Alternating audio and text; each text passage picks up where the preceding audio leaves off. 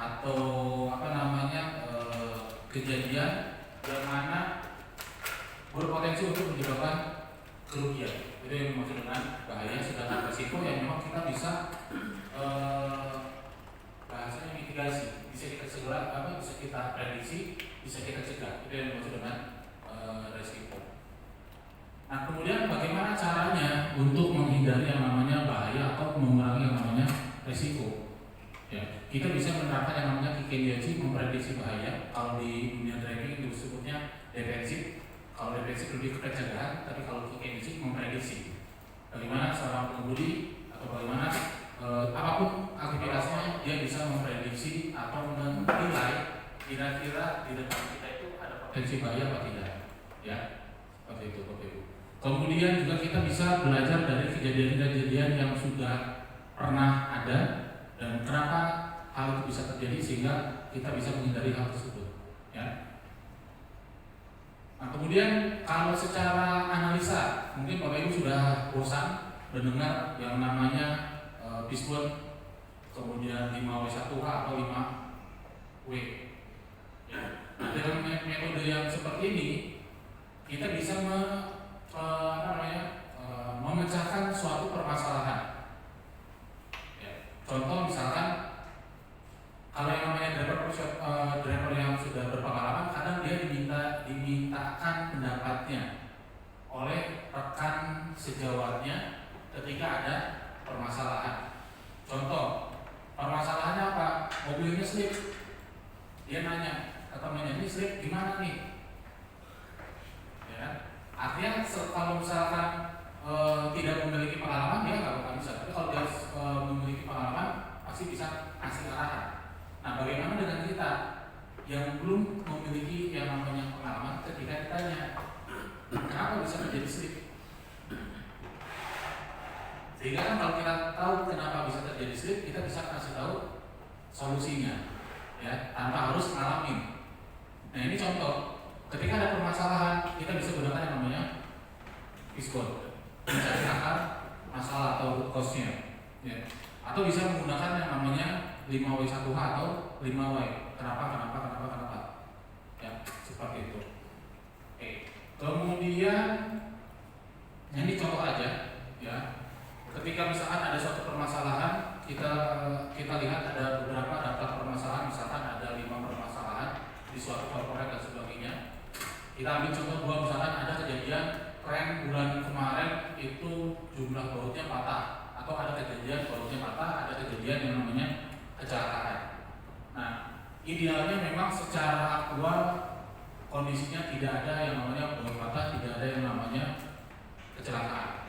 Tapi kren bulan lalu terjadi yang namanya patah baut roda 2, yang mana salah satu unitnya yang patah itu terjadi kecelakaan. Seperti itu. Sehingga apa? Ada gap. Sehingga kita bisa membuat priority untuk memecahkan masalah. Yang mana, Pak? Jadi kita solusi mana dulu yang dikerjakan? Permasalahan yang mana dulu yang dicari solusinya? Itu yang pertama, ya. Yang memang menjadi prioritas. Kenapa kita menentukan yang pertama? Karena kita sudah menggunakan yang namanya tadi, misalkan metode yang 5W. Kenapa terjadi kecelakaan? Karena si A, si B, si C. Kenapa banyak kata? Sebagai akhir kita merujukan permasalahannya yang di bagian A. Atau bisa menganalisa dengan cara apa? Melakukan namanya truth bag. Truth bag itu ada satu siklus, ya. Kemudian yang menjadi gapnya itu di mana? Contoh misalkan misalkan kita bicara proses delivery barang dari pabrik A ke pabrik B, yang mana dalam proses dalam proses delivery itu ada beberapa tahapan. Mulai dari apa? Ada demand, ada kebutuhan, ada request dari user, artinya ada permintaan. Yang kedua ada persiapan penunjukan armadanya, ya, siapa yang dapat depo dan sebagainya. Yang ketiga dari sisi orang drivernya, ya, setelah ada deponya ada drivernya. Kemudian yang ketiga ada rutenya, ya, rute perjalanan dan sebagainya. kelima misalkan shipping-nya atau pengirimannya. Dari 5 proses ini, anggaplah tadi kasus yang pertama lakanya di mana? Atau delay, kasus misalkan ini kasus yang berbeda. Delivery-nya atau BA-nya, ada berita acara dan sebagainya, atau ada klaim dan sebagainya. Sehingga kita bisa menganalisa ini terjadinya kerugian itu di proses mana sih? Sehingga proses itu yang kita evaluasi. Ya, satu sistem, satu siklus nggak harus dievaluasi secara keseluruhan. Bisa jadi yang bermasalah itu di fase mana? Ya, seperti itu Bapak Ibu. Bisa jadi mohon izin program yang sekarang yang lagi viral apa Bapak Ibu? MBG. Programnya bagus. Apakah harus programnya dihilangkan gara-gara ada keracunan? Ya, yang berpikir sih pasti berpikir seperti itu. Tapi kita bisa gunakan yang namanya truth back ini. Case-nya itu di mana sih? Yang nggak tepat di mana? Bisa jadi Jawa Barat, Jawa Timur, case-nya beda, permasalahannya beda. Ada yang dari delivery-nya, ada yang dari packaging-nya, ada yang memang dari bahan bakunya, ya kan? Atau dari kitchen-nya, atau mungkin saat dikonsumsinya terlalu kelamaan, kubur basi dan sebagainya, nggak ada yang tahu. Ya, itu cara untuk mengidentifikasi problem. Ya, kita bisa menggunakan yang namanya truth back. Kemudian kalau sudah ada problem itu kan berarti harus ada action, harus ada solusinya. Nah, ketika kita membuat solusinya jangan oke Pak, kedepannya akan lebih baik lagi. Nggak sebatas itu. Oke, ke depan nggak ada lagi kejadian. Nggak seperti itu, tapi harus kita gunakan yang namanya metode SMART. Yang mana SMART ini Bapak Ibu mungkin sudah sering ya. S-nya spesifik, M-nya measurement, terukur, ya, kemudian achieve, ada targetnya, realistis, ya, kemudian ada timely-nya, ada target waktunya. Contoh misalkan di sini permasalahan karena ada kecelakaan dan sebagainya, atau ada pergantian kanvas rem, kasus di sini. Ya, frekuensi maintenance terlalu tinggi, penggantian kanvas rem terlalu tinggi, itu problemnya. Sehingga dari sisi maintenance cost itu yang paling tinggi. Apa yang harus dilakukan oleh manajemen? Bikin target. Ya, PIC-nya karena itu kan permasalahan, kemudian dia bikin target. Targetnya bagaimana? Mengurangi frekuensi pergantian kanvas rem, itu masuk ke spesifik, detail. Kemudian berapa persen harus terukur, ada targetnya 20%. Waktunya kapan? Harus realistis. Apakah dalam waktu 6 bulan bisa? Masuk akal. Tapi misalkan minggu besok, bulan depan nggak akan bisa. Karena kan kita tahu sendiri kanvas rem berapa lama pergantiannya. Contohnya seperti itu. Ya. Kemudian dengan cara apa? Ya, measurable-nya dengan cara apa? Dengan cara perawatan rutin dan sebagainya. Kemudian timely-nya apa? Nih targetnya di Januari sampai bulan Juni misalkan. Ini contohnya aja, ya. Ini hanya sebatas merefresh saja, Bapak Ibu. Oke. Kemudian yang berikutnya mengenai konsep mitigasi, pencegahan dan sebagainya. Kita bisa gunakan, ya setidaknya ada 2. Ada yang namanya pandu apa yang harus dilakukan oleh pengemudi, ya kita buatkan guidance dan sebagainya. Contoh di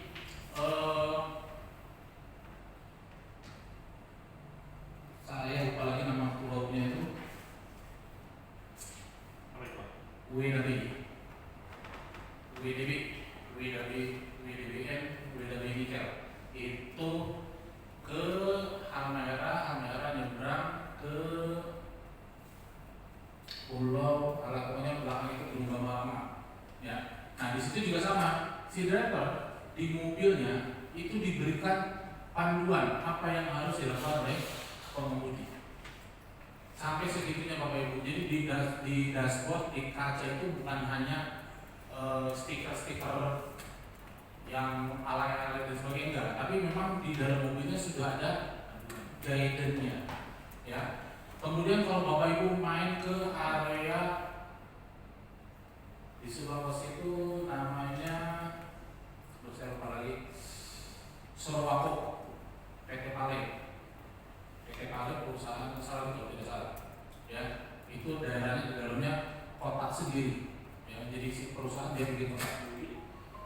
Nah, apa yang dilakukan Pak? Bukan hanya panduan yang ada di mobil, tapi GPS-nya sudah tersinkronisasi dengan geotrack atau posisi koordinat si kendaraan. Jadi voice command-nya berupa posisi mobil lagi di mana, ada arahan. Kan biasanya kalau yang pemancar itu atau pemberitahuan kan lewat tuh, ya kan? Nah ini pemberitahuannya lewat speaker yang ada di dalam kendaraan. Jadi ketika dia berada di persimpangan rute nah dia akan ada voice note. Kemudian ketika berada di KM berapa, dia ada voice note. Pengingat panduan si driver harus menggunakan apa, harus melakukan apa. Karena apa? Ya namanya orang mesti diingetin dan sebagainya untuk menghindari yang namanya zero accident. Dan perusahaan itu bisa dibilang Bapak Ibu, gara-gara satu fatality kontraktornya diganti langsung. Jadi itu udah sering sebelum saya kesana 2018, dari tahun 2014 sampai 2018 itu transporter dipegang oleh satu PO asal Pulau Jawa yang gambarnya gajah.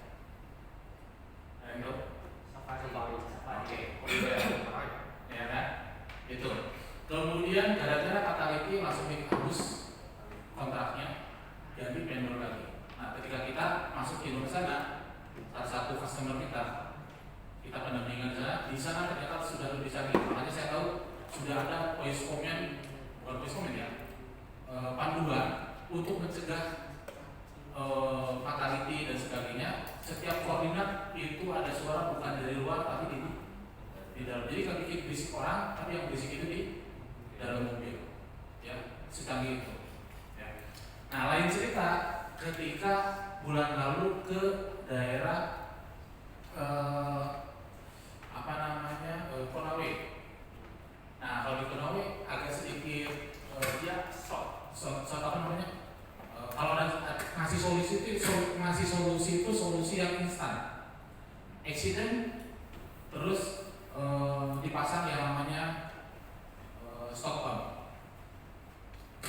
Dikasih gundukan. Jadi ketika ada accident mau itu near miss atau apapun itu dibikin gundukan.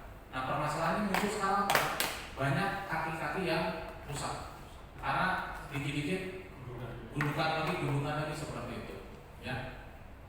Kemudian kita bisa informasikan, yaitu yang pertama buat panduan atau yang berikutnya apa? Kita melakukan yang namanya pemberian informasi di awal terkait rute, bahaya, potensi dan sebagainya, ya. Oke, kurang lebih seperti itu Bapak Ibu. Nah, yang berikutnya kita coba masuk ke ini contoh. Jadi kita belajar di bahaya-bahaya yang biasa terjadi atau mungkin terjadi yang sudah terjadi. Ini contoh kejadian di Sukabumi Cianjur, ya. Kondisi seperti ini, riset ini juga sama, ya, yang di mobil pickup, ya, yang bawa penumpang, ya, mobil barang tapi digunakan sebagai penumpang. Kemudian ini yang mobil remnya tidak berfungsi satu karena bocor langsung ditutup, jadi hanya mengandalkan 3 titik untuk pengereman. Daerah Cianjur, daerah Ciater, Subang, seperti itu. Ini contoh-contoh kasus. Artinya kita bisa belajar dari kasus-kasus yang terjadi, ya. Oke, ngapain kita hari ini? Ini kita coba kita buat sekarang mencari solusi, ya. Mencari solusi nanti saya akan bagi menjadi 3 grup. Masing-masing grup 5 orang, berarti gampangnya langsung sebelah kiri, tengah, belakang, kiri, tengah, kanan. Jadi kasusnya tadi kan Bapak Ibu semua dorong ya. Nah, berat gak? Ada yang inisiatif sendiri, ya, hebat tuh kalau bisa sendiri. Ya, ujungnya dibantu 2 orang, 3 orang, ya. Oke. Kasusnya seperti itu. Jadi ditemukan mobil, ya, mobilnya sebelum kemarin itu dia habis nganter dan sebagainya, kondisi begitu. Tapi setiap perjalanan itu berbet, ya. Kemudian kalau sudah di gang, biasanya normal lagi.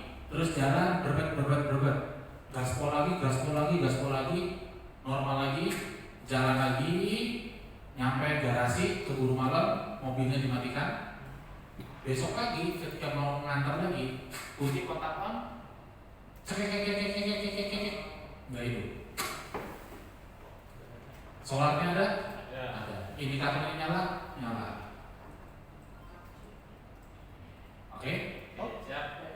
Yakin solusinya sesederhana itu? Bisa juga. Nah, tapi saya setting tidak sesederhana itu. Ya, itu kan saya kasih dulu tuh. Ya, mungkin Bapak Ibu sudah tahu solusinya ini, tapi saya yakin bukan itu permasalahannya.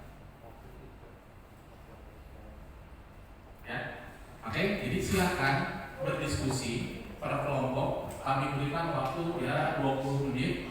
Ya, silakan Bapak Ibu gali informasi, tanyakan kepada saya, si supirnya. Ya, kemudian silakan cari solusinya supaya goalnya apa? Mobilnya bisa hidup.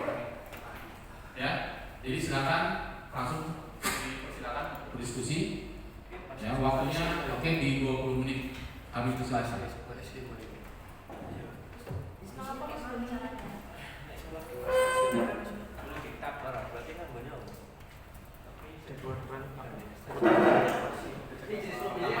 Oh iya, siap. Yang saya bawa 3 yang Bapak Ibu tadi dorong. Jadi yang pertama kan mau berangkat didorong tuh sama guru pertama, jalan lagi. Ya.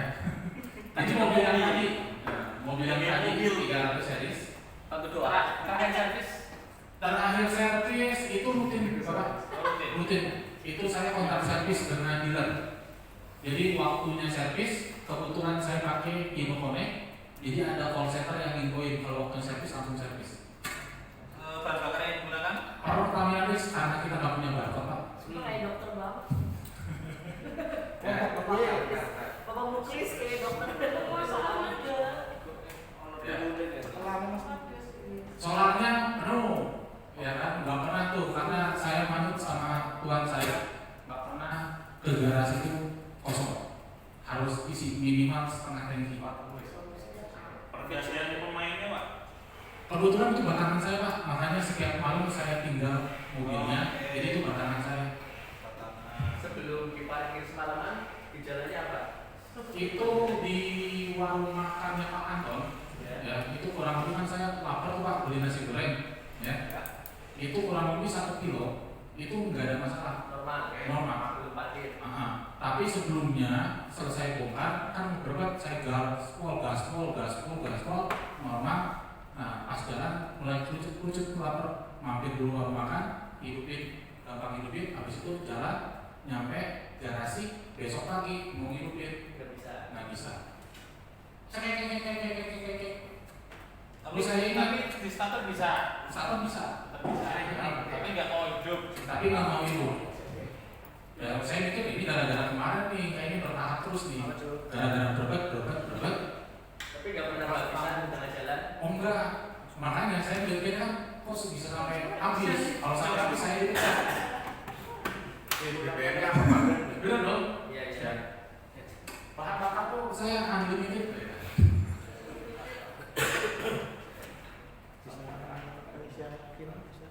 Ya langsung kelompok 1.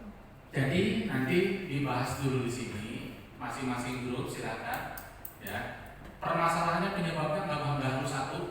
Ya, bisa jadi kan potensi A, potensi B, potensi C. Ketika kita sudah dapatlah 5 hal yang harus diperiksa. Ya, 5 hal yang harus diperiksa berarti cara periksanya nanti seperti apa. Kalau sudah yakin, langsung nanti kita praktekkan. Ya, Dokumen ini 300 series. pakai pistol bisa, pakai 5W bisa. Permasalahannya.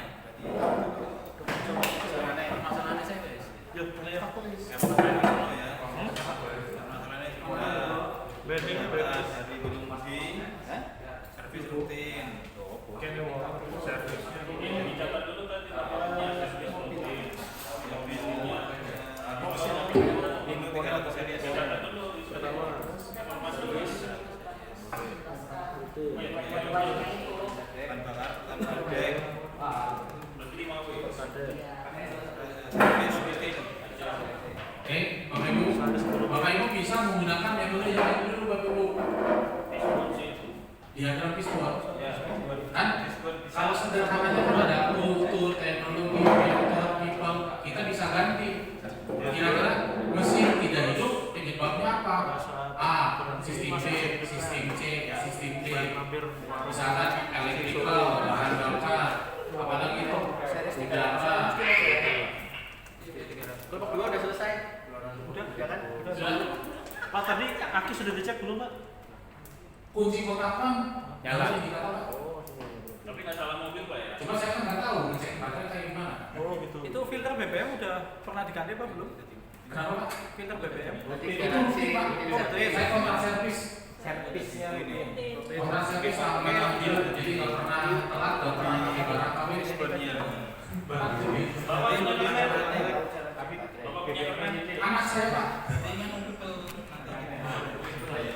Anak saya dari kami Pak. Nyambi. Kayaknya Bapak curhat deh, Pak. Dan saya sering apa namanya banyak dari saya curhat. Ya kan. Pak, mobilnya gini, aduh, segitu aja mesti nanya. Gitu ya. Jangan juga bisa juga.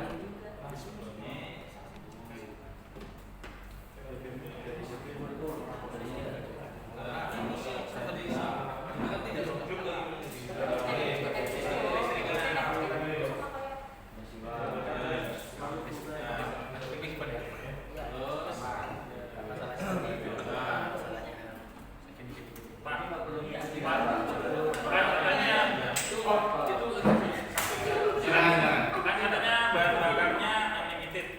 Unlimited. Kebetulan sekarang saya kurang tahu Pak. Isinya kayak setengah lebih. Bapak di SPBU pemerintah atau swasta? Pertamina yang punya pemerintah atau swasta? Wah, banyak kasus.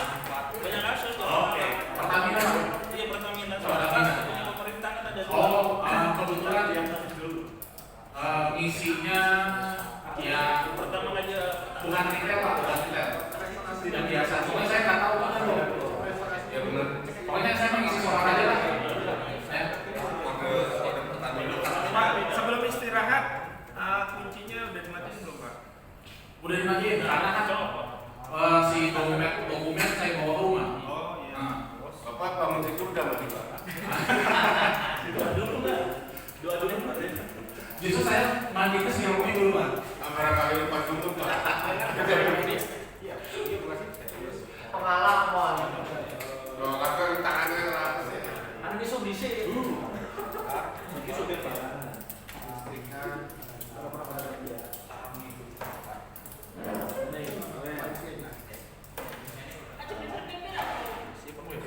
Wah, jus dah. Setengah lebih, setengah lebih.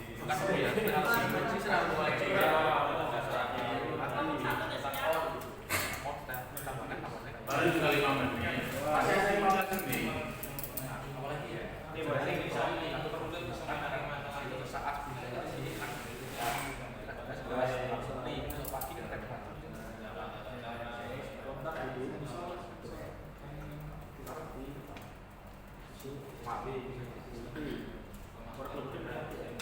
Faktornya ada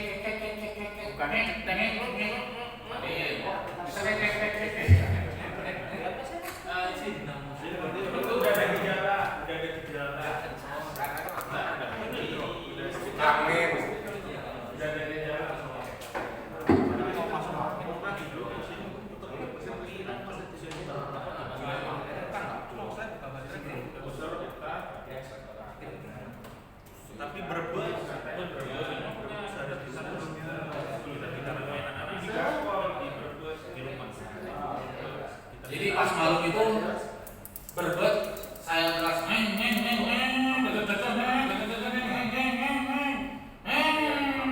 normal nih jalan biasa Tapi berhenti lagi. terus berapa puluh kilometer berbet lagi tapi gaspol lagi normal lagi jalan lagi. Pak, permisi Pak. Itu Ya. kendaraannya itu apakah masih Bosma pakai Bosma? Bosma Oh, Bosma. pakai Bosma Masih konvensional ya ini ya? Hah? Masih konvensional ya? masih konvensional. Masih konvensional. Oke. Bus desa rotak ya. Rotaknya. Masih benar.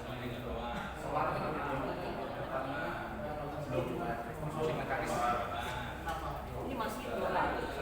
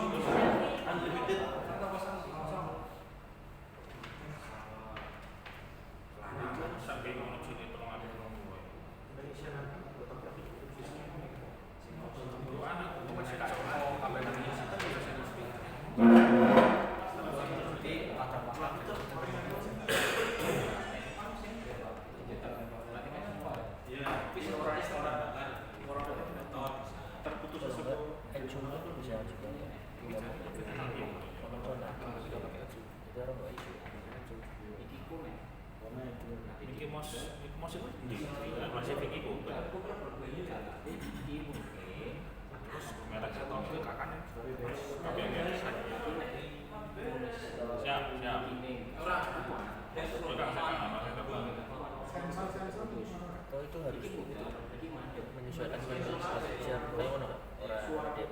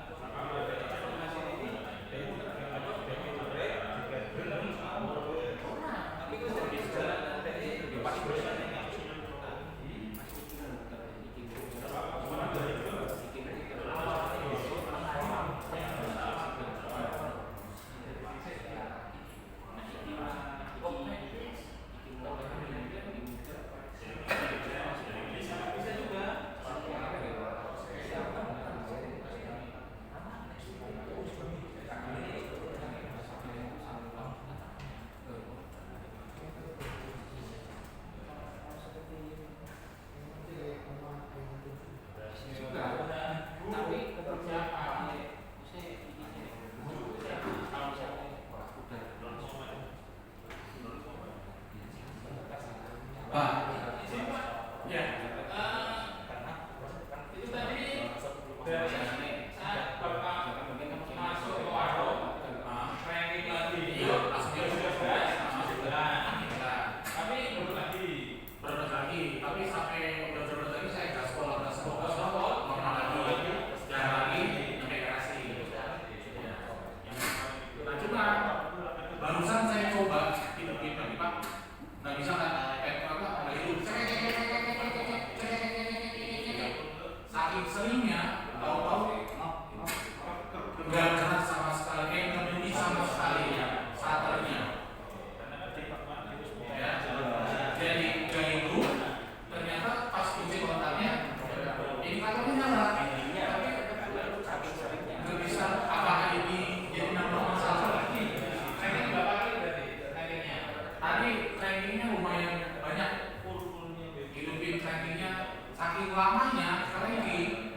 Pas mau nyoba, kalau baterainya tak kan tak. Kalau ini enggak. Apakah masalah bisa?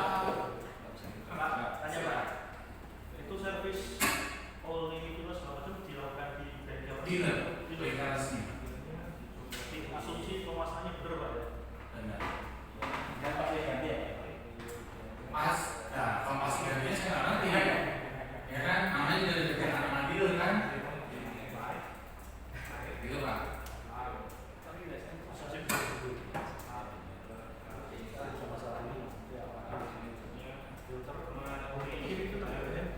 Ini berarti cranking hidup, cranking lagi deh. Respon.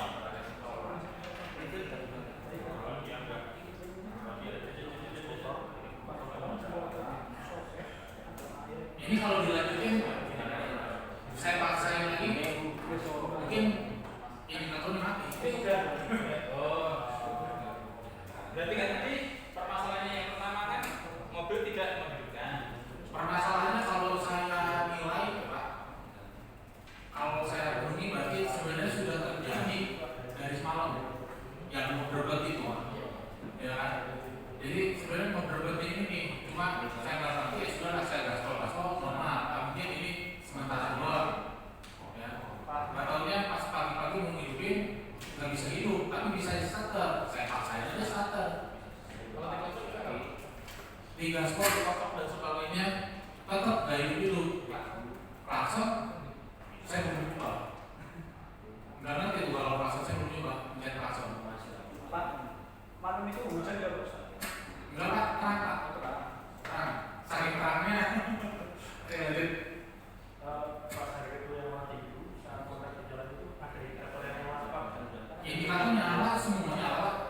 Yang ketika kunci kotak on ada meter pengukur naik, baterai nyala, apa namanya teko minyak apa namanya? Ya, oli, indikator oli. Oh, nah, indikator oli, itu lah pokoknya. Ya, indikator oli nyala. Terus indikator apa namanya? Ada yang bentuknya ada bulat terus kanan kiri huruf C terus kanannya C-nya kembali Pak. Oh angin ya, angin vakum. Nah, itu juga nyala. Ada yang mati apa Pak? Hah? Ada yang kedip indikator. Enggak ada Pak, nyala semua. Ini yang mau cek. Yang diceknya Cek engine-nya. Cek sendiri. Konvensional kan mobil. Pokoknya kalau perjalanan ke rumah melalui hutan atau kamar.